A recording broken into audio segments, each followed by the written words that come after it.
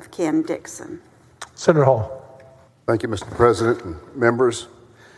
In remembrance of one of my constituents, Ken Dixon and friend, who recently passed away from COVID pneumonia, I respectfully present this resolution. Ken's family members are present in the chamber today, and they've asked me to tell you they are passionate about the need for us to more fully focus on the many Texans who are sick and unnecessarily dying of this virus. My friend Ken Dixon was fully vaccinated, so that was not the issue. They're concerned that people who test positive often do not exercise a simple courtesy of notifying other people they may have been infected. So they're asking us to please remind our constituents at every opportunity, since we now know that both the vaccinated and the unvaccinated can infect others. If you think you have exposed someone, please tell them. You could very well save their lives by giving them the opportunity to seek early treatment. The family is also concerned that hospital patients are being denied treatments they request, even begged for, from the very moment of admission. Even the state-approved monoclonal antibody infusions are being refused by hospitals. On day one, Ken Dixon was told by the hospital physician in charge that he was not eligible for monoclonal antibodies until he was in the ICU and on high-flow oxygen. That is, he was told he had to get much sicker. When Ken met that criteria 2 days later, he was still denied the antibody, and when he was transferred to the ICU bed an additional 2 days later, the family was told the condition had worsened too much for him to refuse the infusion.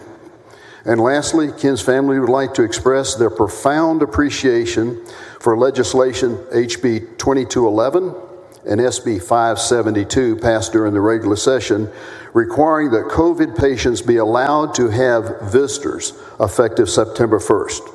While Ken's family wasn't fortunate enough to be able to take advantage of that legislation, they witnessed firsthand how important it is that patients not allowed visitors for weeks and even months become lonely, desperate, anxious, unable to communicate even by phone, through breathing because of breathing mask limitations, and suffer from mistakes made by overworked hospital staffs. Most families are more than happy to sign any liability waivers necessary to visit their loved ones at any point if given the opportunity. HB 2211 and SB 572 will provide hope and peace of mind to many families and will even save lives. My good friend Ken Dixon will truly be missed. Mr. President, I move adoption. 1 moment, Senator Springer. Thank you, Mr. President, and thank you, Senator Hall, for bringing this. I've had the opportunity to meet one of Ken's relatives, Amy, his niece, and Amy is a constituent in District 30, and we've shared a lot of time talking about Ken's, and I think it highlights the work we've done here with the bills you mentioned, and sadly, Judith, we weren't able to pass those bills in time that you could spend the last 20 days that you weren't able to be with him. And it's so painful when we know that that happens to Texans.